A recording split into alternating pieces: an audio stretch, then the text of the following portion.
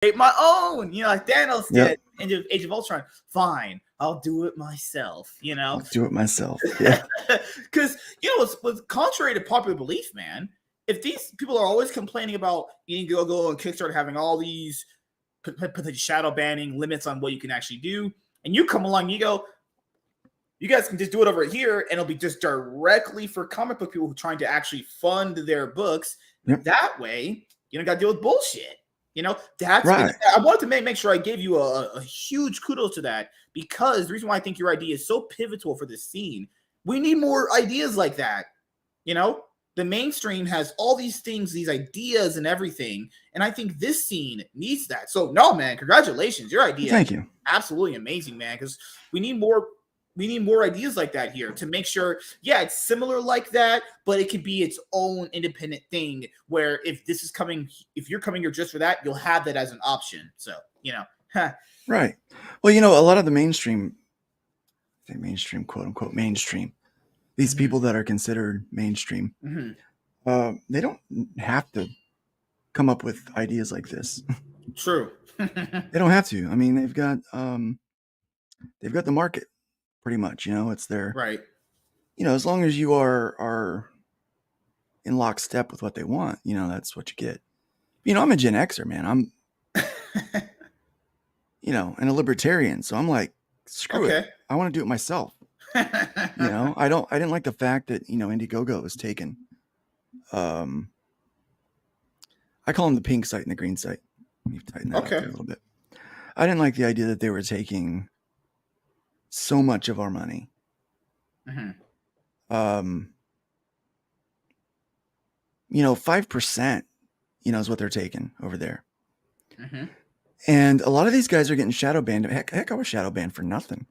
I don't have a political comic book. I'm not a really political guy, but my comic book was, shadow banned, and I had trouble, getting seen. So it's like, if the whole point of using their platform is not just for the processing of it, but just to be able to, to be seen, it's the traffic that they're supposed to bring your direction.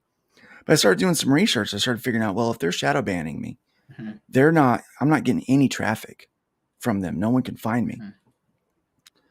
I found out that 5% of their audience, the traffic they get, the money they make, is comic books. Now, maybe another 5% is games. It equals out to about 10%. It's actually a little less than 5% and a little more than 5%, but it's about 10% total between comics and games. Games tend to make more money for some reason. And so they don't, I figured they probably don't really care too much about, the little guys that are out there making tiny comic books. For them to be like just a drop in the bucket, actually. Yeah, it's like, they probably spend more money on their haircuts than what they make off of us, right? I mean, that's my thought, So, I started looking into, well, how much traffic do they actually bring us? So I started finding those out, and then I realized that one of the things they take credit for was search, like Indiegogo search or Kickstarter search, which basically what that meant after I looked into it was so let's say you have a campaign on you're running on their platform, and I don't have the direct link. I don't know where it's at exactly, but I know the name of your campaign and I search for it. Then if I do that, I can get to it. Well, they're taking credit for that search. So if you go to the website and you type in the name of the campaign and look for it and go there and then back it, they take credit for that. They're actually okay. Yeah. Right. Okay. So I was like, that's not quite right. Like, what are they doing that for? So, I was a little frustrated when I found that out, because I started going through and I looked at my shadow ban campaign and I noticed that it had a search and they had a percentage on there they were taking credit for. And I'm like, that must have been before they shadow banned me, because no one can find me now. How did you find out you were shadow banned, actually? I did a Google search. So first off, you go to the website and you type in every iteration of your campaign in the search bar and see if it pops up. It's best to log out so that you don't have any, it's not your account. Because if it's your account and you're logged in and you search, you're going to find it. But if you log out and you search, you don't find it, then you kind of add more stuff. And I couldn't find it anywhere. And then I wound up checking Google. I went there and I did a search, and I was even lost in Google because the bots, when they would go to search for the campaign, couldn't find it. Because what did you ever do to these people? I didn't do anything. Sorry, you're a white guy. That's a problem now. Oh, is that my problem? Just being a white Christian. That's too much. White straight male Christian.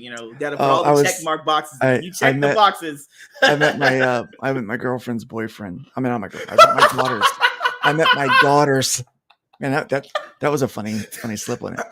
I met my daughter's boyfriend this weekend, and so I'm asking him questions, and I'm like, he said he wanted to be in animation or comics, and I said okay. And I found out, that first off, he's white. Second, he is male. It's a checkbox. he is cis male. Okay. So he was born with a wiener. Okay. Another checkbox for getting there. Okay. Check mark, yeah. So I was like, okay, there's two. He came from privileged parents, right? I said two. No, he did not. They did not come from. Dang it, we gotta throw him out. No, but I mean, by our standards, he's already got that privilege. So he's Christian, and he tends to vote Republican on most things. Okay, you're already out. You're already. Yeah, I'm like, dude, you're done. I'm like, you're finished. Like you've got 4 things. I said, like, you have 5 things against you: white, male, cis, Christian, conservative. I said, dude, you're never going to get a job in animation. Like you don't fit the demographic. But I was kind of messing with him. But I said, just don't tell anyone any of those things. And that's just crazy. Keep it quiet, right? Because what's crazy, dude, is like someone mentioned this to me many years ago, and it always stuck with me. Like people, mostly guys and girls, can go up to each other, randoms at Walmart, Target, Walgreens, whatever. They could tell you in detail how much sex they've had with one person, all types of positions, all types of shit.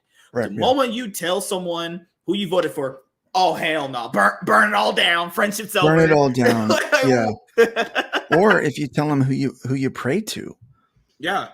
Like, oh, I mean, right now, I know people that are kind of connected to my circle that are actually out there at these pro-Palestinian protests, mostly peaceful protests. Yes. And I'm like, guys, do you understand who Hamas is? Mm-hmm. Do you understand what they stand for?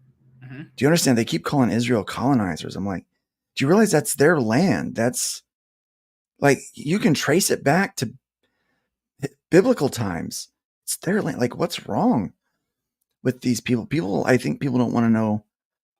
They don't want to know history. They don't want to learn.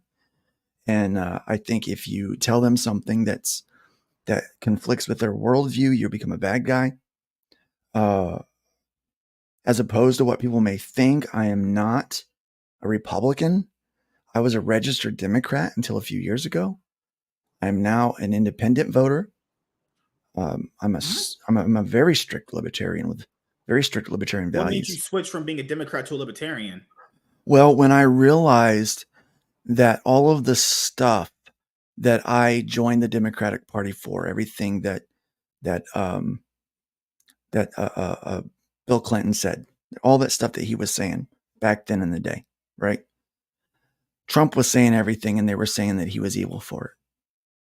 And I was like, he's saying exactly what Bill said when I joined what is happening. He's saying the exact same thing that Obama said 8 years ago about the border and immigration and all of this stuff. I'm like, he's just a Democrat. like that's what Trump really is. Like, he was a 1990s Democrat, 1980s Democrat. That's all he was. And I realized that my party had separated from me, and they moved over there. And as that window moves, so does, like, now I'm a right wing bigot, and apparently I'm racist. So I do appreciate you Oh yeah, platforming me yeah, tonight yeah. for this conversation, in Also, spite of my yeah. Also, a straight white male yeah, platform right. problems a bunch of people. You don't even know the races of these people, I don't but care. you're the racist one. That's crazy to Right. think about, right? People are, dude. People are just dumb. People are dumb. And I hate when people keeps telling me it's like, oh, well, they didn't know. No, they did. I hate did know. people giving the benefit of the doubt for just everything. I understand benefit of the doubt for random situations. Sometimes you can't help it. I get it. But every situation now, everyone gets benefit of the doubt. No, these people are. How do you not take consequences for your actions? You're consciously doing what you're doing. You really do. Yeah. It- Well, I mean, we live in a consequence-free age yeah. for people, do. and it's sad. You know, I grew up. You know, I understand. Like you try to tell someone now that, look, you have free speech, but you can say whatever you want, but you're not free of the consequence of that. Mhm. And and people get upset when you even say that. Like, how dare you even suggest that someone would be in trouble for saying what they want to say? Well, you know, I feel like I've gone into a vortex of stupidity these days. And so I don't know if you know much of my story. I actually went into a coma about 2 years ago. I was sick. I got COVID, got the Delta variant. I was one of 5 people that made it out of the hospital alive. They sent over 200 people out in body bags during this 3-month period that Delta was running through that neighborhood. So first part of 2021 or like middle part of 2021 you went through that? August of 2021, I went to the hospital with it. I was put under on August 31st. I was woke up on October 6th. So if you're What counting happened to like your months, wife or your family, your mom, your parents? What they happened? all waited for me to wake up, and they prayed, and I was a pastor of a church at the time. So the church was without leadership for 5 months. And I was in the hospital for a total of 5 months. I was intubated and in a coma for 5.5 weeks. Do you still have When your memory mostly intact? Some of it, yeah. The important parts, you know, there's a few things that have, you know, where there's holes. Right. But when I woke up and I finally was able to start seeing the news, I mean, it wasn't until November, December when I was actually able to see the news and like really take it in. It was bad. I was like, what happened? I felt like I woke up in an alternate universe. And yeah. so as I'm trying to relearn how to walk and talk and eat and hold a pencil again, and I was a musician and a singer, and my vocal cords got damaged. This is not original model voice. This is aftermarket. Mm-hmm. And so as I'm recovering, I'm trying to get back into things. I'm watching what's happening with some of my friends that are crowdfunding, and some are being shadow banned, some are having their money held back because of terms of service and trust and safety. Well, you know, I might have been born at night, but not last night. I know what trust and safety means. You know, I'm a smart guy. I get it. Trust and safety, that's, you know, we trust you're going to say exactly what we want, and we're going to keep our space safe by you not disagreeing with us. That's basically what that means. And I'm like, oh man, this is going to be a problem. Because I already saw some of this happening. We had a legislation. I was living in Florida at the time. We had legislation in Florida where someone was trying to make it a law that pastors couldn't say anything negative about LGBTQ marriage or lifestyle, or it would be considered hate speech. And if they did that, the pastor could serve jail time and the church would lose its 501c3 status. And so we had a meeting about it with our board members. And our board members' response was very easy. It was very simple. Well, pastor will bail you out, and I guess we'll just have to pay our taxes. You know, they were like, it's, you know, we're not going to change. We're not going to preach a different gospel just because, you know, somebody might get offended by it. I mean, the whole point of the gospel is to offend us. If we read scripture, it says that it's a sword that cuts down to the quick. You know, Jesus himself said, I've not come for unity, but but to cause separation, to set mother against daughter and father against son. The truth is, when you stand up for the gospel and you start following Jesus, not everyone's going to love you for it. It's not going to unite in most cases. There's going to be some division that's going to take place because of that, right? And so you have to have a little bit of guts, I think, to be a real true believer, kind of going in this world. But so I already kind of saw that happening, as it were. And I'm like, oh boy, I am way too white. I'm way too straight. I'm way too male, way too Christian for what's about to happen. So I was like, I need to have a way to be uncancelable, but I want to.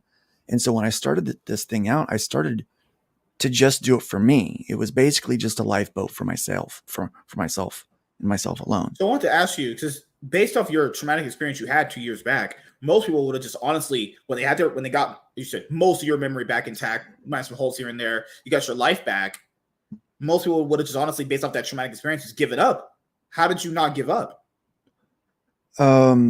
My faith, my support system, my family and friends have been amazing and tremendous. And I thought, I've had a second shot at life here.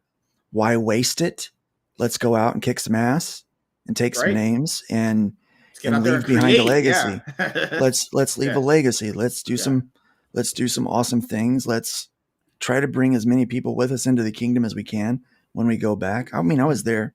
I was at the gates. I saw it, smelled it, touched it, heard it. And I'm like, well, let's try to bring as many people back with me as I can. And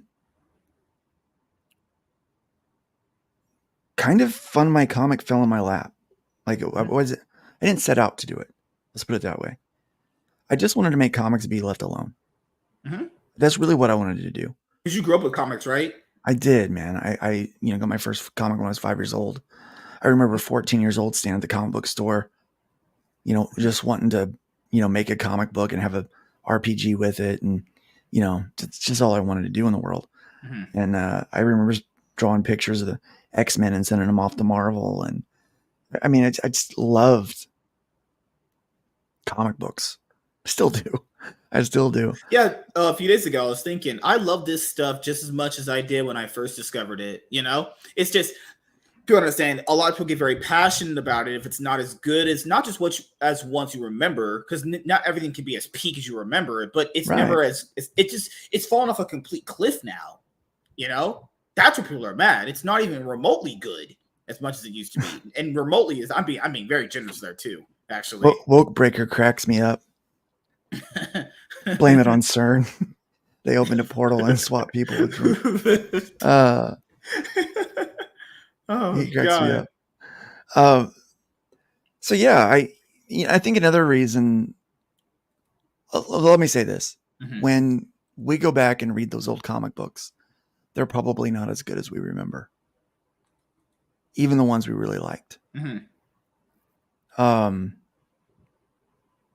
I've gone back and I've reread some in recent months.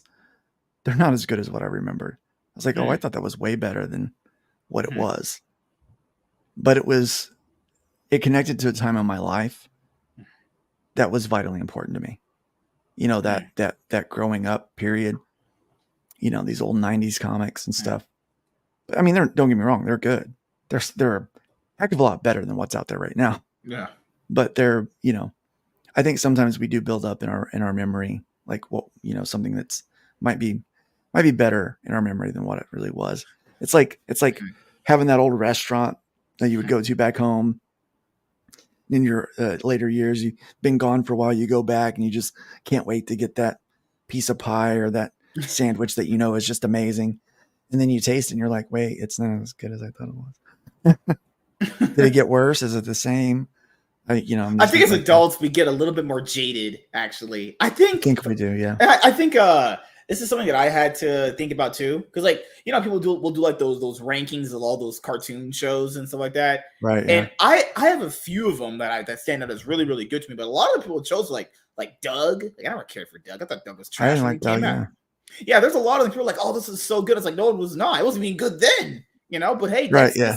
You know, and I think John De La Rose talked about this on his one of his recent videos, which was you know, some of these characters were created in like the 50s, 60s, 70s, Mhm. you know. It's you know, it's about time we create new characters, you know. We'll always have these guys around. They're never leaving. Yeah, For the let's make most part. something new. I Yeah. think that might be the only. So I understand like the copyright laws and hmm all this stuff. So I understand why like Miles Morales has been pushed as Spider-Man. hmm The cool thing is I actually kind of like his story. You know, I actually enjoy it. There's parts of it that's really well Yeah. crafted and well formulated. Mhm. You know, and I know they're just trying to get that money away from the Ditko estate. You know, Mhm. I mean, that's really what it comes down to. They don't want to pay that, and so, you know, when you think about like a lot of these characters, She-Hulk was created for that very reason. They didn't want DC to create a pardon me. Okay. They didn't want DC to create a female Hulk, Right. Yeah. right? So they made a She-Hulk, you know. And so a lot of these characters that they were designed You know what's crazy, dude? that way. People like they're tired of like the evil Superman trope that's been out there. So people understand there's girl versions of most of the male characters. Like if Yeah, it's you're all tired of copyrighted. that, it's like there's other things you get tired of. You know, Superman, Supergirl, Batman, Batwoman, Batgirl, just Spider Woman. You know, Yeah. Spider Gwen. Now it's just God. Comic books. I think it's not the love for them that has really gone away, just outside of bad storytelling. I think it's just, you know, when something is this long running, over time, naturally, you're just not going to have the storytelling. It's not going to be naturally as loved as much, you know, because I imagine there's good Right, stuff yeah. in there. You know, I imagine there are, but There is just some over good time. stuff out there. Yeah. Yeah, not all of it. Not everything that's been written right now is bad. But what you run into is there are a lot of hacks. Yeah. And not only are there a lot of hacks, there are a few really good writers out there Mhm. and good artists. But since there's nothing ever consistent on a single run, you never have one great run. Mhm. Right? You know, so it's the art will change midway through or flip flop back and forth, or the writer will change. And, you know, where one writer will start off great, someone else will take it over and do something really stupid like kill Gwen Stacy, you know, some crap like that. Mhm. Which, by the way, Stanley was not happy about. He was not happy about that. He went I on remember- vacation and he's like, comes back, like, what? You killed Gwen? Like, And what were you now- thinking? He will be flabbergasted if he was still alive, learning that you could kill a character off and you just bring him straight back. Well, to be fair, he was also alive when they were doing that too. But imagine he wasn't very happy about that, you know, because like that recently, I think you remember, Miss Marvel was announced to die in a Spider-Man title or whatever, Yeah, and it was a really poor death too, by the way. and then they announced 2 weeks later she's returning in her all-new issue #1. Yes, I was as a like- mutant. As a mutant. I was sitting there Yes. going like, this is terrible. This is so bad. Just imagine It's the so people back bad. in the day. Imagine if in newspapers, this is way back in the day. Imagine in newspapers, they announced Superman's gonna die in Death of Superman, and 2 weeks later, he comes back. You'd be like, It was 2 weeks. yeah, Maybe it was 2 months. Maybe it Yeah. was 2 months later he came back. yeah. But there's this whole series about him coming back to life. Mhm. And you know what? That's when they screwed it up. They should have left him dead for a year. Mhm. They should have just mourned it, moved on, and then brought him back. And it would have been a way bigger deal. But no, now it's set this precedent that nothing is permanent in comic books. Mhm. And, you know, to a certain point, that's okay. But the reason why is because they're not making any new characters and they don't want to lose any of their cash cows, Mhm. you know, because it's all about money for them. Right. And the problem is it's corporate owned comics. I don't even like calling it mainstream anymore because really the money that's being made over in independents rivals what they're making.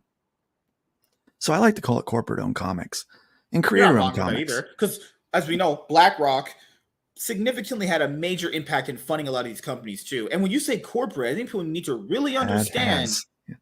And I think people need to really understand this, man. These people are money. I don't think people actually have as much money potentially as they always say they do. I think these people sold their souls ages ago to people to fund them, to Yeah. get them this money they have right now. Because if you look at that, BlackRock company funds a lot of these companies. So if these guys are making as much money as they were saying off merchandising, toys, movies, all this stuff, just everything they have. They wouldn't need funding, right? Because why would you need funding though if you had all this money?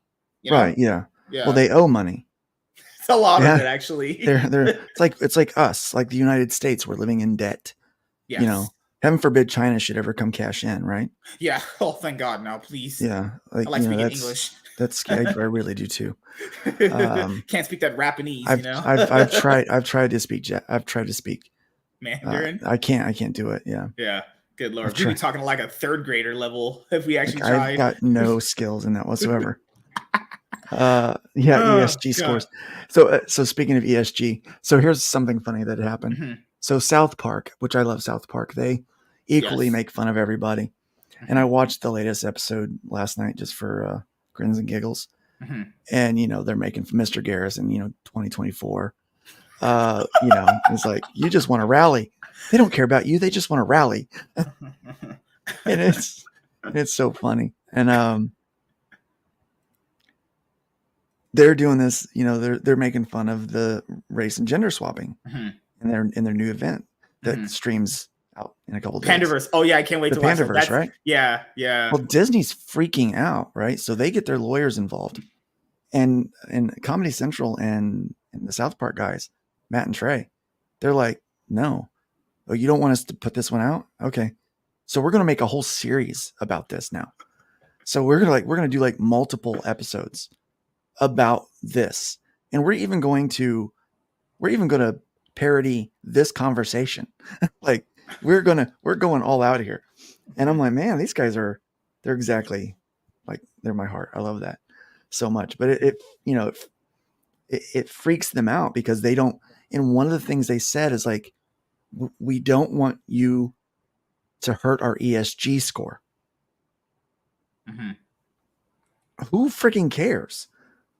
You're destroying your fan base. That similar stance you have is the same thing that happened with Tim Sheridan earlier this week.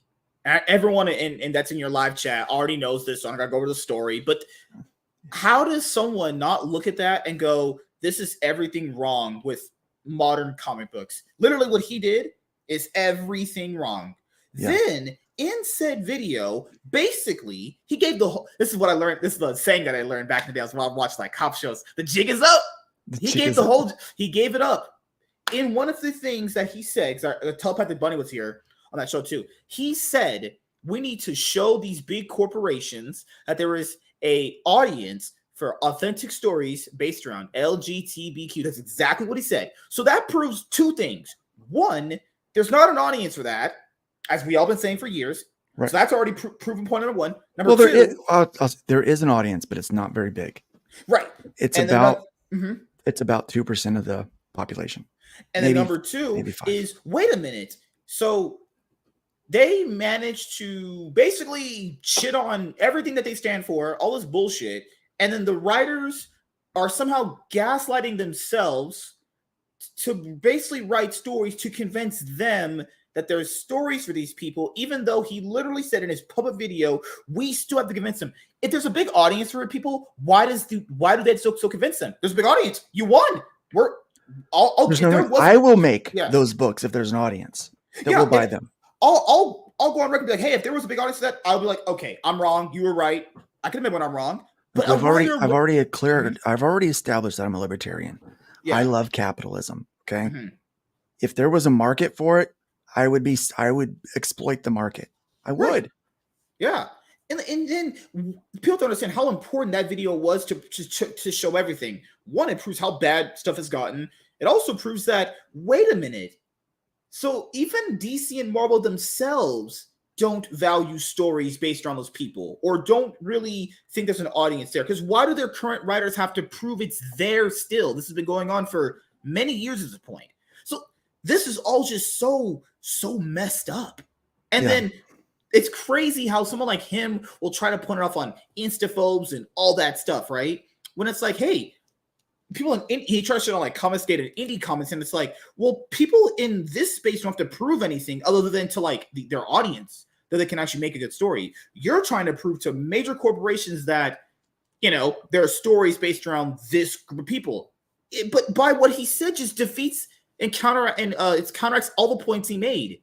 Like, that's so ridiculous. And he's begging people to buy this story based around Alan Well, Scott. he's who wasn't not just originally begging gay. He was people. straight. You know, Alan Scott was originally straight. Right. The Son of Obsidian was gay. They changed that for the New 52, you know? Mhm. And I was sitting there going like, thank you, Tim, for giving the whole show away. He's not just begging people. He is saying that if you don't buy it, then you're a bigot. He's basically saying, even if you are not interested in the Lantern Corps whatsoever, Right. Yes. if you are not a Green Lantern fan, I was never going to buy that book. Me neither. I was never going to buy it. I only bought like 2 or 3 of EVS's when EVS was involved with Green Lantern. And I was like, well, this is better than it used to be. Mm-hmm. But I didn't read any more after that because I had no interest. This was Blackest Night, right? I think. Yeah, no interest in it whatsoever. I've never liked that character. I've never liked Flash. Those are not my kind of characters. Oh, he hurt me. I'm sorry. He disagrees with me. No. It's just the way it is. I can't help it.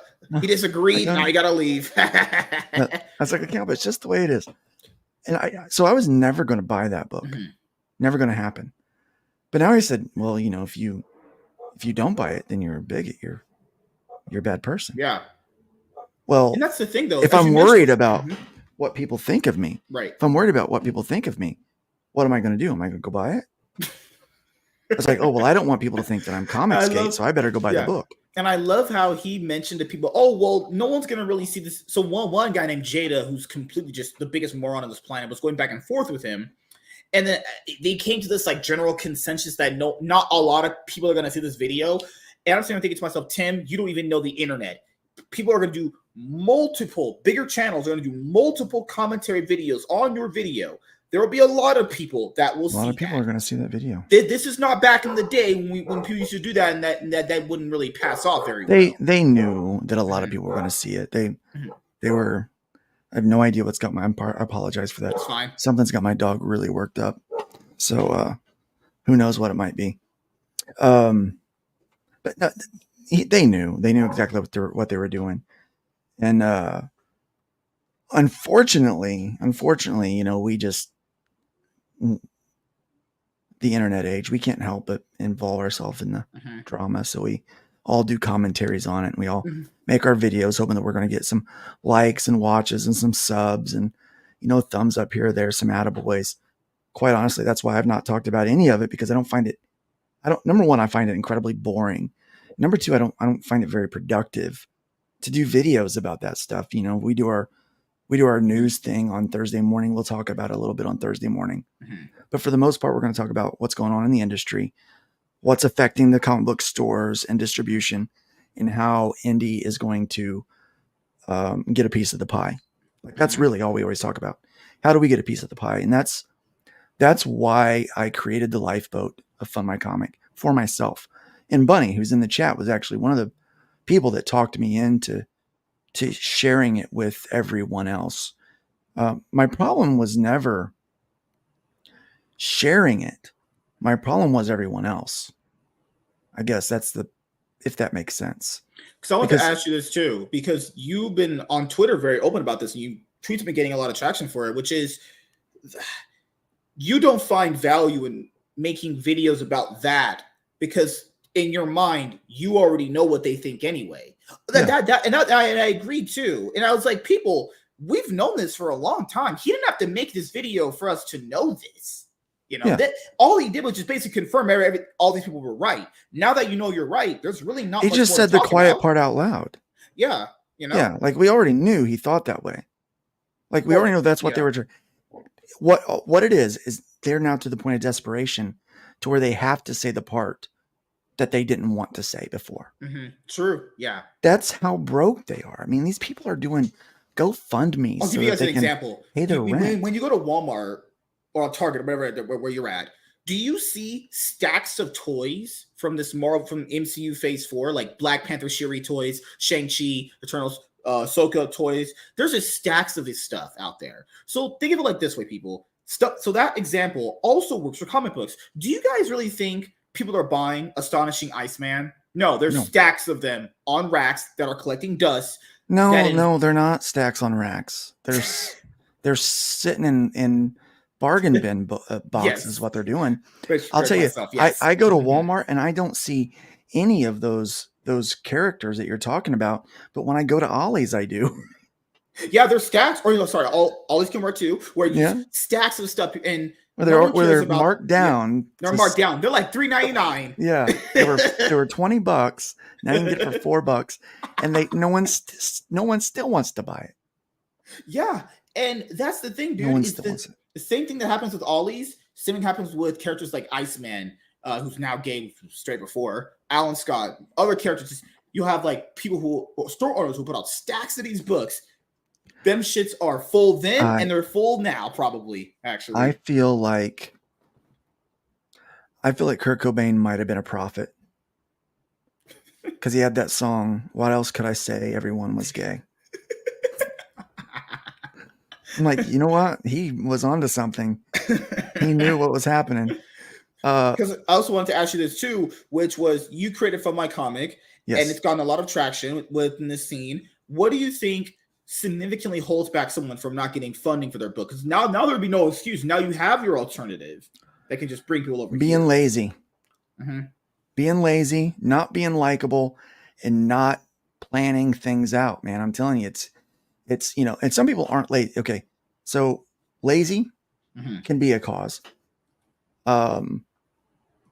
Not planning, like not having a proper plan of attack, not understanding marketing, not doing your research.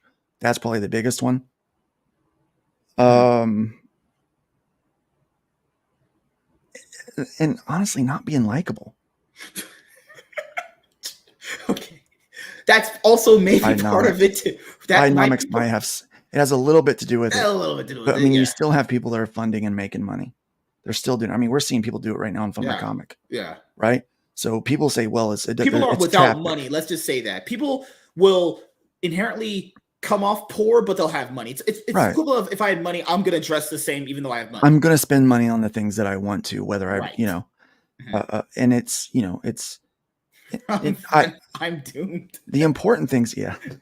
But no, honestly, like a lot of people, they're just not likable. They don't understand marketing, so they spam their links and they become obnoxious and more unlikable. They get out there and they don't understand how to communicate. They, their idea of marketing is like the night at the Roxbury with those brothers that go up there, you, me. They're basically asking every person that's got a pulse if they want to shack up for the night, instead of trying to build a long-term relationship that's going to turn into a like a marriage, but like a customer base, right? That you're going to have a readership that you're going to have for years, right? It's people don't go to the right place to find their audience. It's for their book. There's so many problems. Then I think honestly, if I'm being honest, you gave me that idea was when I saw you on Facebook, and when I friended you, your stuff started appearing up. I was like, this guy's got a right idea. If I want to get more people like this in shows, I should probably be in these Facebook groups asking then. Yeah, you've got to go. Yeah. It's like this. That's why I like to use like the courtship idea. What kind of girl do you want to marry? Well, you go to where this kind of girl hang up. You don't want to. It's me saying it, so they can't call me racist though. And not a Shaniqua. Hey, black girls are all right by me, man. Oh my God, Luke! Oh, we lost him, guys. We lost him to the dark side. Oh no! You know what they say, Oh God! Of course, my wife's pale as can be, but she's beautiful. She's gorgeous. White girls do it the best. Just saying. Yeah, Mexican women, they make the best food. Holy crap! They just inherently know how to cook from age like 5, and they learn that. I discriminate against. I think variety is the spice of life. That's true. Yeah, that's what I think. I like it. I'll date a Wong Ching Chong. I don't know if she's rapping. She could rap just as good as I can. But I'll try to understand what she's saying. But like you have it's a point there where, for me, I still struggle with this too. I literally have gone through this myself, even just literally early as yesterday. To develop your internet personality, you also have to make sure you're being genuine with yourself. So like people that I would watch that are bigger, like example, like Nerdrotic or even someone like Ricada Law, they have and some guys have it and some guys don't. And it takes time to develop if you don't have it. Some people just have an inherent likable personality, and that'll just get people to like you in general. Listen, you can make shit videos, honestly. And if you have a personality, they'll subscribe to you. Look, it's the internet, so everything is fake. what people know of me is a Mhm. little bit of the real me, right? Mhm. The part that I want people to see. Mhm. But we all have a private side and then we have a public persona. Everybody that walks out their front door does this. Not just Mhm. on the internet. It's everybody walks out their front door does this stuff. Mhm. And we project what we want people to see. It's true. Some people are just better at it than others, Yeah, right? that's also true. Like some Mhm. people end up being politicians because they're so darn good at it, you Mhm. know? So you do have to understand how to project yourself, but you also have to know how to connect with the kind of people that you want to connect with. Mhm. So I always tell people, like, find out who you want your audience to be. Like these kids that are out dating, like my daughter, it's like she wanted to find a someone that was in their early 20s that had goals and that had, Mhm. ambitions and was driven and was a Christian and was a this and a that, So, um, you know, you you gotta you can't find a guy with a job hanging out playing video games in the middle of the day. Like if he's on Facebook or Twitter Mhm. in the middle of the day on a Tuesday, there's a Mhm. good chance he doesn't have a job, right? Yeah. If you want to find a girl that's not going to cheat on you, that's going to be worth taking home to mom, there's a good chance she's not going to be dressed like a thought, right? Well, so you're saying I can't wipe those women up? You can't wipe those women up. No, So you're saying I can't wipe up OnlyFans thoughts, and that wouldn't be a recipe doesn't for work. No, disaster. it doesn't work, man. So yeah, God. so yeah, if you want wife material, you're not going to go Mhm. hunting down the bargain bins. That's not where you go. You go, if you want wife material, you go to church, It's true. right? Yeah. Yeah. You go to, you go to the library. Mhm. Who's reading? Who's smart? I want to Yeah. be when I'm old and ugly, and we're both old and ugly. I want to have somebody I can have a conversation with, right? Rabbit says, "I work third shift." Yeah, and you know what? You're also a white guy too. So getting those black girls, that's But gonna he's be a task for also you, Rabbit. but he's also normally not on Twitter at 2 o'clock in the afternoon. He's Yeah. normally he's sleeping at some Rabbit, point yeah, you during the inherently time. can't be on Twitter. You'd be at work or you're sleeping, actually. Bionic, Yeah, what's up, brother? How you doing? Oh, for anyone who is watching, I'm also on Rumble as well. I'll drop the link in a private chat so you can share it on your live chat right now. We are at 160 followers as we're doing this episode. So, nice. God, Luke just That's brings me more all the than what I clout, got. Yeah, actually. that's more. Yeah. Luke, why you gotta bring me all this clout? Oh man, God I dang. don't know. I don't have any of my own. It's weird. Because I know you've mentioned this on Twitter. A few of the ones that really took off was you. Luke is very good at calling people out without saying names. He basically Right. just puts it out there. And you mentioned this other one, which was the reason why your campaign's not funding outside of the stuff you said before, being Mhm. likable and being lazy, is you're probably just not that good. That's a hard pill to swallow too. There's a third. Yeah, there's that other thing that you have to understand that maybe your book's just not what people want. Maybe it just fucking sucks. Just be honest. Yeah, Maybe it that shit could. just Yeah, trash. yeah. It took me a while to realize, hey, I'm garbage. I need to improve. I'm actually terrible. You've got to get better, right? Like, so I understand. Like, I had a book Mhm. that broke 10K. And I'm like, That's what was crazy. different about that book Mhm. than my other books that haven't broke 10K? And I Mhm. realized I wasn't the artist on it. Hmm. I wasn't the artist on it. I also wasn't the writer on it, but I was the producer of it. Huh. So it means that I had 3 people promoting besides myself. Mhm. And the artist that I got on it was a guy that I really liked his work. He's better than me. And you broke I can 10K. say that. And I broke 10K. That's I can say crazy. that. I can Mhm. say that because he's better than me. I can say that because I don't have an ego, Mhm. you know. I know that I don't have to be the best. Now I'm excited for the day that I'm good enough that a book that I am on as the artist breaks 10K, Mhm. because then I'll be like, well, dang, there we go. I'll feel like I've done right by my clients Mhm. that hire me when I can get to that point. So I work every day to get better. so that people want to see my work. People want to read my stories. They want to be a part of what I'm doing. So I work hard, not just for myself, but for the people that hire me. A lot of these guys that are out there putting out these books, they really have stepped a lot of things. What would be the most crucial things if you could name them? Well, I've never lettered a book before, but I think I'm going to save some money and letter this book myself. That's a bad idea. Oh, you know what? I know I need an editor, but I really think I'm going to cut some corners, and I'm not going to hire an editor. Bad idea number two. I think those two things are the most crucial because bad lettering can make great art look like poop.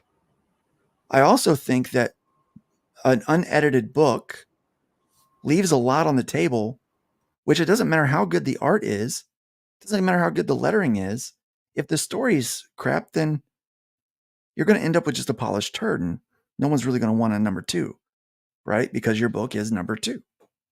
So what's the point in putting in all that work and all that hard effort into what you're doing in order just for it to be to fall short? There's no point in that. Start with a good editor. Make sure you've got a good letter because that polish is going to be everything. If you can't afford colors, then make it black and white. I would rather see a really well done black and white comic book than a poorly done color book. Doesn't make any sense. Especially if you can't afford a good colorist. You're going to put bad colors on good art. I've seen that a lot too. I mean, it's frustrating. And you try to explain to them, and then, so I think here comes all the Brad, you explain to him, here comes all the excuses. Here's just a laundry list of excuses. Yeah, well, I can't do that. I can't that and this, and well, I'm new. And I'm like, yeah, you're new. But look, there's a lot of people that's giving Rip a hard time right now because even his second book is riddled with editorial issues and little art issues that editors should have fixed. That these things should have been caught from the script section, like from the scripting phase. Why have you scripted in a splash page of a man walking downstairs? Why have you scripted in a splash page of a pickup truck sitting in front of a castle? What's the point in doing that? That's a waste of real estate. Use that splash page for something that could be poster worthy. Your main characters, something on there, something beautiful. That's what you use the splash page for. And look, I'm not even a professional editor. I'm not even a professional, I'm not a mainstream ex-pro. And I'm telling you, these are the things that you should be able to catch if you have a good editor. And there's so many out there that work so cheap that are really good. Yeah. That you should. Dude, the market is so open. You could find people on Fiverr that'll do what you're saying for like nothing. I was saying don't pay them, obviously. They pay them well. But I hate when people say, I can't find this. I hate that. This is not like when we were growing up, we got basically nothing, Right. It's so different now. What do you mean you can't find someone? You have access to everything, man. When I started out in the 90s, I had to just go to comic book stores and we had like one forum, penciljack.com. We was able to find other artists and creators on there. So what do you specialize in specifically? Oh, my focus is sequential art. That's what I want to. Okay. I want to be a sequential artist. I want people to recognize me for that.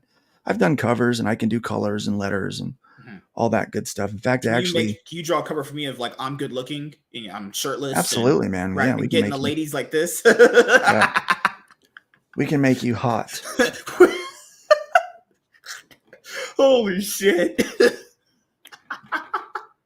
So all these things you mentioned. So you mentioned editors, the person you meant, editors, letterers, laziness, and not likable personality. So that's 4. Yeah. The 5th one you meant. What's the 5th one? Well, the marketing. There's the whole marketing issue. Marketing is very important. Yeah. That all falls into your making your campaign page. People will not put enough effort into presenting their story. They don't know how to write a blurb. And I do a special. I've got a blurb worksheet that people can use. That seems to be pretty good for the people that actually utilize it. But yeah, I think it's important to spend some time on that.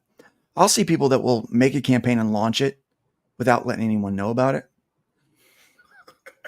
I don't know what they were thinking doing that. I mean, I tell They're on people crack. a minimum 2 weeks of promoting this thing, Right. Yeah. and then make sure you schedule a big launch event, because you're going to get all of your funding in like the first few days, and then it's going to plateau, and it's going to be a grind.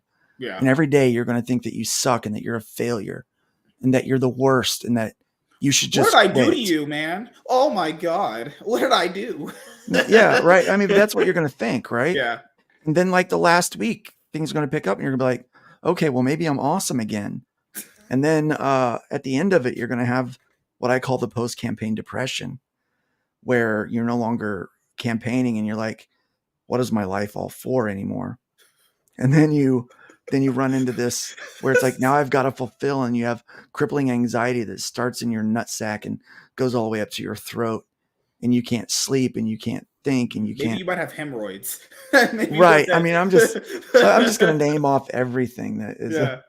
So Oh, there's kind of God. all these things that you really have to encounter through the.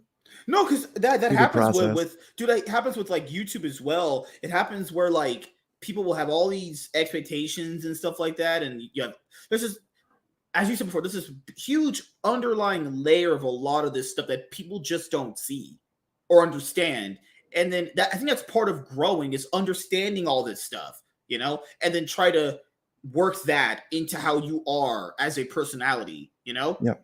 And mentioned some of your black artwork, black and white artwork right here. Yeah, this is Interesting. this is what I specialize in: sequential arts.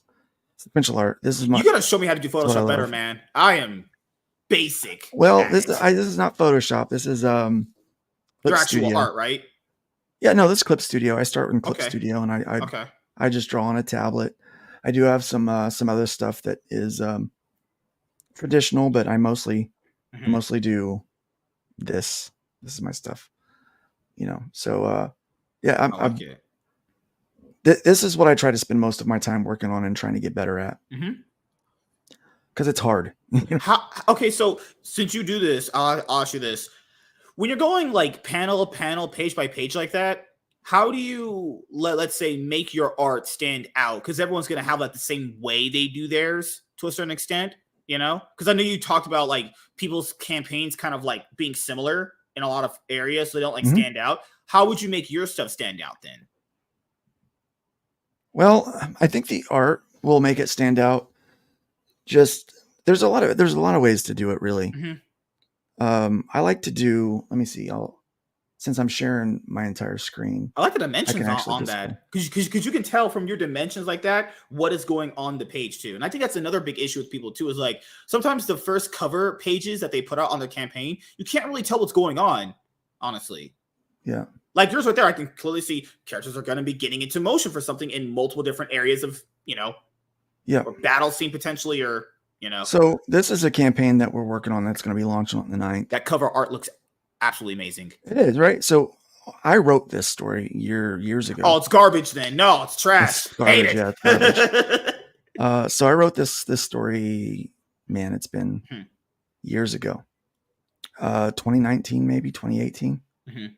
Can't remember exactly when. $10 for the physical copy? Okay. $10 for the physical copy. This is the only time you're going to be able to get this book. We've got some other things we're going to add to it. But so these mock-ups really work. Now, what you can make all of this stuff on the page in like your campaign, but this is just a graphic I've created. So, and I'll just bring it up here. So I just did the campaign details, and as I add stuff, I'm just going to make the document longer. And before I'm done, I'm going to wind up putting a texture on the back, you know, adding some kind of thing to make it not just a white background, but make it look really good. So I'm effectively just doing all of the promotion for the campaign. I'm building it right here. And so you can pre-do this and not have to do it on the page, and then all you're doing is loading a picture. I think it's super smart to do that. And I stole that idea from someone else. Someone else did that. And I'm like, that's genius. So you can brand your entire campaign. and then always have your extra box that you have off to the side that you can put in for your reward cards, so that you've got an image to show. The green site doesn't allow you to put up images, but the pink site does, and so does our site, the gold site, as I like to call it. But yeah, that's those are some things that can really make you stand out. If we look at Fund My Comic, and let's go ahead and the big FMC, big FM and C. Let's boom that out like that. Yeah, see, right, just go up a little bit to your main thing. That's what makes people come here, potentially. The color, it's standard. It also makes it pop out. You have a nice little cool knight right there. Like, why do people? That's when you think of like Target or Walmart. There's a reason why the colors it's big, bright, shiny. So we chose these colors. Now, Shanth Aaron, he redid all of our logo for us, all of our design. So he didn't like it. A lot of people were like, I'm not a big fan. And I did it very quickly because what was really important to me was getting all the legal stuff done and setting up and making sure that we were creating these values. So we have these 3 values: freedom of expression, fierce independence, and trust. And we needed to really establish those before we could, a lot of people misunderstand branding. They think branding is a logo. They think once they've gotten a logo done that their branding is done. That's not branding. Branding is taking a value that people understand and associating it with your business. And the logo is just a reminder of what that means. Okay. So, as an example, when you think of Starbucks, you think of overpriced coffee, right? And it's normally good coffee, but you also think of a place where I can go and I can work all day if I'm a freelancer. True. So you start thinking of this. So you think of the, what does Starbucks make you think? You don't really think of the logo. The logo makes you think of what values that company has, right? When you think of Netflix, you think, the logo only associates you. When you first saw the Netflix logo, it was just words. It meant nothing. It wasn't until you attributed a value to it that it became something to you. Now that logo means something. So you want a good logo. There's certain things that you can do to make your logo more appealing, to make it connect to people on a more, I guess, personal, metaphysical level. There's all those things that you can do. But at the end of the day, it's really about the values. And so we wanted to establish the values. We had the Viking, Shanth. Sorry, I keep saying it wrong. Shanth just made it look better. Cleaned it up, added some aesthetic stuff to it. The colors were already on the site. He just organized them in a different way. Mr. Hojo, the Mythicals 2. I'm going to have him on tomorrow. Mythicals 2 is killing it. I mean, look at this guy. Just launched, second book, 2654. It's already made, right? Congratulations, Hojo. Yeah. This is just an exclusive cover that Dave's done over here.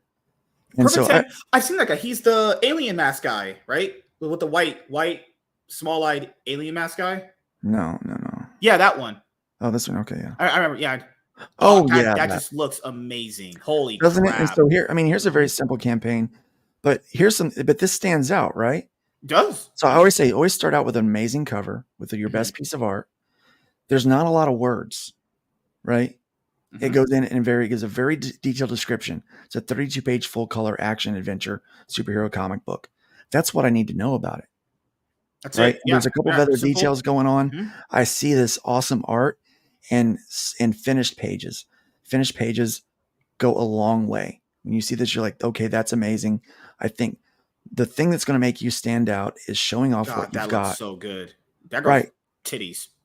Right. And honestly, if you don't have strong art, you don't have vibrant colors, and it doesn't look great, you're probably not going to make much money. It's not just not going to happen. And so this is a very simple campaign. It's been set up very simple, not super complicated. So let's look at a couple other ones that maybe maybe might be a little more complicated. Fiendish is Rene's, right? Yeah. Rene draws, yeah. Yeah, Rainey's made 22 Jesus 22.8 on it. Christ. That's crazy. So here this has got customized headers. Mhm. And then there's your covers. It shows a couple of amazing covers on there. Interior art. And again, look, how much words is on there to start with? Barely any, honestly. And you know what? I've actually never read this. That section, I've never read that. Mhm. I have no idea. Well, I take that back. I did. I read it once when I was approving the campaign. But as a Mhm. backer, I don't read it. What I do is I look at that. Okay, that's a great introduction. I don't even care that it says introduction. I look at the artwork. And I'm like, that is really cool. Mhm. So she didn't even have a video. She just has a placeholder image. Mhm. It's all about the aesthetic of this fantasy vibe. And so there you get your covers, then interior art, which looks great. Doesn't even have letters on it. I don't really need the letters on that to decide I want to buy it. Sure. And then it has rewards. This is what I can get. So this is my reward packages. Mhm. Okay, that makes sense to me. Here's some nice enamel stuff. Here's some other stuff. Concept And then art, it's just yes. then just more art. Then finally at the bottom, team. Because honestly, people don't really care about the team until they care about the book. I see too many Exactly. people waste so much time building their campaign and worrying about their team. And now, to be fair, the green site will give you projects we love if you have the right demographics Mhm. on your team. And so they will feature it. Private American by Mike Barron. Yep. Okay. Mike Barron did Punisher, if anyone doesn't remember. He's very famous for doing Punisher. So Mike Barron is over here. 81,000. That's what he's made over. Yeah. He's made that over on other sites as well. So 77,000 he made on the other sites. Mm-hmm. So he's made some money here too. He has made quite a bit of money. Yeah. He has made quite a bit of money here too. Yeah. Yeah. He's got another one that's getting ready to go back into the store. That's getting ready to come back up. How would I ever get in contact with him? Because his DMs are off on Twitter. Well, rightfully so. Contact Chris Braley. Chris Braley. And what about Rene? It's hard to get contact with her too. She'll answer her DMs every once in a while. Oh, goodness. So just like my wife, right? You know? Yeah. Yeah. Here's another one. No video, but this stands out, right? This little animation thing. Mm-hmm. I'm going to have a friend of mine do this. Oh, that looks cool. I'm going to have him do these so that you don't see that enough. No, this is cool, right? Yeah. Like this is neat. That makes it stand out. And then here's the art. Mm-hmm. Did we stop once and read anything? Well, I'm black. I can't read. So CNN told me that, you know? Oh, ouch. Yeah, I can't read. All I can see is pictures. Look. Yeah. It gives what me was that Biden said about that gives you Splatoon vibes. Yeah. Or if you want to know, that's a character from a Nintendo franchise. That's also Smash Bros. 2. That gives me definitely Splatoon vibes. Okay, I like it. Yeah. So also Biden is terrible too, as we know. Yeah, Biden sucks. What else is here? I've seen hybrids. I've seen Mountain Hollow. Here's a good one that just simple. There are more words to it, but doing videos and then just showing off the art. Again, it's all about the art. Mm-hmm. Like, what am I getting into? This one looks interesting. I think that's its take. You don't really get a lot here. And I think that's a good thing too. Giving too much away is not good. Yeah, I mean, you don't want to give the whole. I mean, it's an annotated version of this. He goes into this stuff. You learn that this is about the creation of this character and kind of what went into making this kind of cute little astronaut. And 11 people and $500. People don't know the range of that. That means practically 6 of those people donated $100 a piece. That's 50. Yeah. So if you're averaging that out, that's what was it? 11? Yeah, it's like around $50 a person. And he's not got a big campaign. He's just only shooting for like what, $700 probably. He needed. What did he need? He needed like 500 or something. He needed $500. He's made 500. Sounds good. It's a storefront. He's gonna. Yeah. But he's already got the money. Like, we do payouts early. We don't wait till the end of campaigns. Is it, Okay. unless it's a keep it all.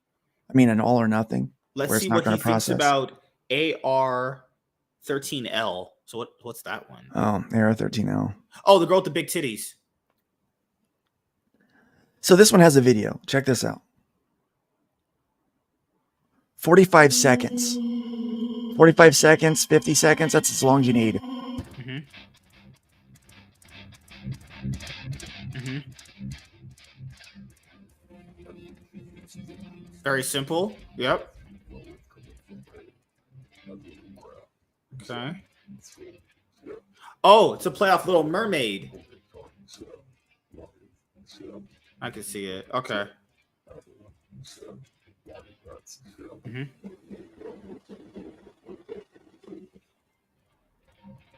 This reminds me of Raven's Loft idea of taking Winnie the Pooh and turning him into a serial killer. This was one of the first campaigns on Fund My Comic. Mm-hmm. It launched in the first month or two. First couple of months. Yeah, I think we launched in March. This launched in May. It was the one of the first exclusives, Mm-hmm. and it made 18.6, and it's still open. You guys can still get it. It's in storefront mode now. But this also, look how attractive this is. Showing the covers like this makes it stand out. And these are things that you can do. Right. But I think the point is show off more art. Mm-hmm. Like I think that's really what it is. Show off more art. And I don't really want to show the campaigns that aren't as effective. Mm-hmm. I want to show the ones that are actually Yes. kind of doing well, right? Mm-hmm. So this is a game. This one's done well on the platform. It's made over 9,000. It's, more eyes get on it, it will make 10. Mm-hmm. Virtue Signal, the game.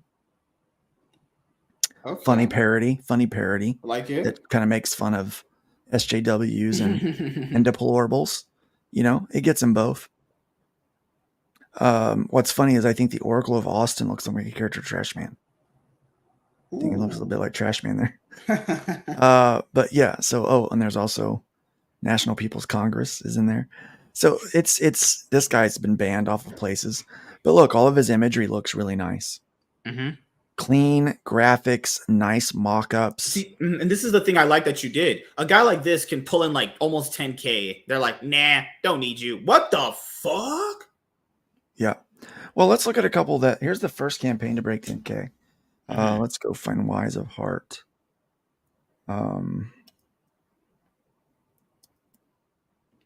Yeah, there it is. It's ended. This was the first one. This one was actually banned on Kickstarter. They had already funded. They had funded a $3,000 goal. They were on their way to a $6,000 stretch goal, and they were banned. They were just, their stuff was refunded, and they were told that their stuff went against the terms of service. And so this closed 137 days ago. This ran for about 2 weeks and raised $10,000. 204 backers went on board. But he wouldn't have had a home to go to were it not for us. Mm-hmm. And it's not about his politics. It's not about what he thinks about transgenderism. It's not about anybody. It's the fact that he abided by our terms of service, by our yard rules, if you will. Mm-hmm. And he put his book up, and he was funded, and he got his money, and the book's going out to people. I like it.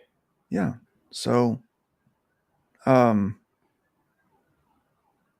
really is. It really is about creative freedom here. But yeah, I mean, we've got a little bit of everything, on the website, and there's just different ways to organize it. Let me see. What's one that I don't? Can I pick on myself? Let me see if I can pick on myself. Because I don't want to pick on anybody else. If I'm going to pick on somebody, I'm going to pick on me. Oh, you have Sean's cover. Sean has type 1, right? Yes. Yeah. Let's go to apparel. I'm going to pick on me. Because this is not the best looking campaign, even though it's not that bad. Sorry about that, guys. There is a loud ambulance outside. That's all right. Here we go. So here, a lot of text, just nothing Yeah. special with the graphics, but still, I mean, it doesn't look bad. You know, it doesn't Yeah. look terrible. But you can do everything from, you know, the big videos and all that kind of stuff. It really is about just trying to make it as aesthetically pleasing as possible, showing people what they're going to get, letting them know, you know, how they can support, letting people know why you need the money that you need. Be surprised when people don't. I'm gonna go ahead and stop sharing. There we go. Yeah, I mean, you'd be surprised how many people don't tell people why they need the money they need. It's like, well, why do you need, you know, $10,000 to produce that book? Yeah, that's a lot of money. Yeah. Yeah, there's a lot of people that are out there that do that though. It's like, well, most people that are buying comic books, they know that it doesn't cost $10,000 to make an independent comic book. That's 22 pages. It can get real darn close, and it depends on what team you have on it. But for the most part, you know, I mean, unless you've got big names on there, you know, really tremendous art. If you're the artist and the writer, it doesn't cost you $10,000 to make a comic book. It doesn't cost me that to make one. Right. I can make a 32-page book as the writer and artist, you know, for about $2,500. You know, $3,000 by the time it's all said and done. Okay. And this is when everyone's paid on time and everything's all said and done. Yeah, I mean, I don't make any money on it. I mean, yeah, that's the thing too. People need to. There's another thing I'm glad we brought up right now, which is have a goal of what do you think you're going to be doing? Because some people want to get into this and make a whole bunch of money and live off of it, that's crazy in itself, right? Because they're not really making money here. Or you do it for just because you just want to put out your book. Some people just want to just put out the story.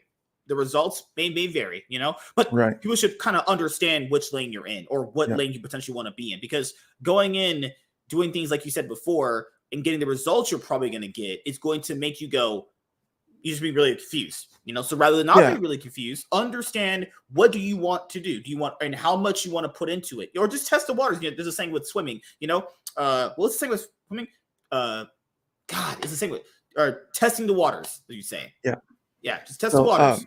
I'm going to have to head out here very shortly. No, it's fine. So there's a couple of things I did want to make sure that we cover. Yes. Before I head out.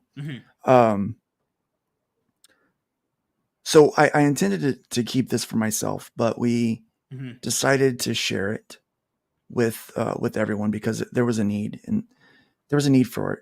But we also wanted this site to have kind of its own value to it, besides just being a place for people that were shadow banned, but to actually make it worthwhile for people. People save money, you know, the whole list of things, the whole gamut. And actually, we've got Frederick Guamont in the chat, and Frederick is a web guy, and he is going to be helping us with some CSS stuff. And so hopefully soon, I saw that that he got an email back from our development firm that we use, that they're going to get him plugged in to be able to do some development things for our site, which is really cool because the look and feel is going to be elevated a little bit when he gets a hold of it. We talked about some of the stuff we want, and let's just say it's fire. Okay. And it's pretty awesome. So what we're looking at hopefully doing. But I've seen people complain about traffic. Like I'll get all of these things, like the things that they complain about, you know, that or those things that we've listed today. Those things affect your success as a creator in an independent market that is based on not just the quality of your work, but also we have to be a personality now. You know, we have to be a salesman. We have to be, you know, a pitch man on top of being a comic book creator, a writer, artist, whatever. And people that fail to understand that and fail to kind of take it as a business and understand how much work goes into it, they want to blame the platform. And I've had people blame me. They've blamed Fund My Comic, but they've also gone to the green and pink site and they failed over there. So it's not about the traffic, perceived traffic. 70 to 90% of the backers that you'll bring in to your campaign are yours. They follow you wherever you go. Have nothing to do with the platform whatsoever. Exactly. So they are all yours. Same argument you were giving was the same argument I was telling people about YouTube and Rumble. And yes, YouTube has their own shadow banning and their own weird way of doing things. But if we're living under the natural day-to-day YouTube thing, the reason why you wouldn't be getting any traffic is because that's based off you, and the decisions you're making. That's all on you. Yeah, it's on you. You've got. Not everyone's getting shadow banned. Not everyone's getting, their video suppressed, as you would say it. And granted, there may not. YouTube has an algorithm. Right. Yeah. But our algorithm is the fan. Like the fan is the algorithm. Mm-hmm. So if you get put up on the front page, is because a fan put you there, because they tip the website. Fan tips the website through your campaign. You get stuck up on the featured page. Mm-hmm. So they don't have to go searching for you. It's right there in the front. The more tips you get, the higher you go. The more money it generates, the longer you stay there. Mm-hmm. That's why you see the guys that are up there. It's the reason why they're up there. It's not because of favoritism. It's not because of anything else. The fans are the algorithms, right? So that's the first thing. But also the site has had over 1 million hits in 6 months. We have thousands of visitors a day. Yeah. We have thousands of visitors a day, even on slow months. Mm-hmm. When there's hardly anything that's launching or anything that's new, we still have regularly strong traffic every day. So it's not a matter of traffic. It's how sellable and how market ready is your stuff. And really it does come down to some of those things. I'm lazy.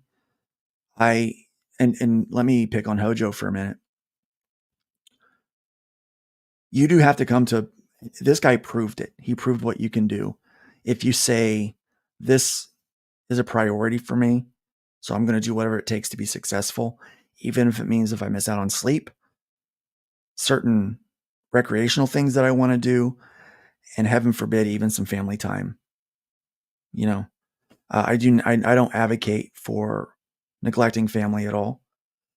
But you have to say, is going on that podcast and talking about Fund My Comic more important than sitting downstairs and watching the final episode of the challenge with your family?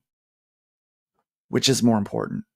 Exactly. Yes. Which do you want? Like, which? Can I go to the liquor store and get cigarettes and milk and not come back? Is that an option? That's what we apparently do. Oh, dang. You went there. You had to go there, didn't you? No. I was just having this conversation with Joe M. Santag, who did Rebirth Destroyer. Mm-hmm. There was times I would literally stay up and do my video, knowing I had to go to sleep, be up at 5 a.m, just so I could have that video up for people. There's you're gonna have to do that. You have to do, and people say that's work. It's like, a lot of this stuff is work. Yeah, it is work. Actually, it is work, and you have to treat it like a job. Mm-hmm. If you treat it like a hobby, if going out golfing is more important than taking the weekend to promote your book and to promote what you're working on, then you get hobby results. You get hobby results. Yeah, if you people take it like a job, you get job results. Yeah, no, dude, I know exactly what you're saying, man. It's I think people got to understand, if you want it badly enough, you'll want it badly enough. Your actions will show that. Yeah. Yep. And so that means you've got to put the work in, and every book has to be better than the last one. And every, until you've got this standard of quality that people just, right? Like everyone that will buy anything Dave Brink does, Genuine Comics, Perfect 10, because he has put in the work and the standard of quality is there, and that it's going to be great. So you buy it, you want it. Rini, same thing. I mean, you are in control of your destiny. Mm-hmm. I was told that I was not going to live, and I did. That I was not in control of. That was God. Mm-hmm. That was God. But they said, Luke, you're never going to breathe again on your own without help of a machine. I've been in therapy now. It's been 2 years. But for the last 2 weeks, I've been able to walk on the treadmill and exercise for an hour without oxygen. No, not only am I no longer on a vent that was making me breathe, but it was hard work. Mm-hmm. But I relearned how to breathe on my own. God gave me the strength to do it. And I relearned how to breathe again on my own. And I did it. They said, Luke, you're never, ever going to be able to walk again. You're going to live the rest of your days. You're going to live the rest of your days in a nursing home. Well, I'm not in a nursing home and I'm walking. Mm-hmm. And God yelling at people on the and hard internet work. about their comic books. God and hard work got Yes. me there, right? Yeah. So there is no doubt. There's no doubt that I'm, that you can do it with hard work and determination and a lot of faith. But you're in charge, not the Democrats, not, your past, not your demographics. You're in charge. You get to determine if you're successful or not. I think that's my message. Yeah. And people don't understand. And with that, I do have to go. And the last thing I'll ask you, any special shout outs you want to give to anyone in particular, and anything else you want to say before we head out? Just build up more than you tear down and leave the wood pile higher than you found it. It's really easy to be negative. Try to be positive out there. Focus on the good things and realize you're not alone. There's a lot of us out there together. And yeah, the last thing I'll say is someone else's success does not mean you're failing. Bingo. And with that, it was finally great to have talk with Luke. And it was fun. I enjoyed it. Oh Lord, can't wait for a second appearance, and I gotta head out. So we'll see you guys.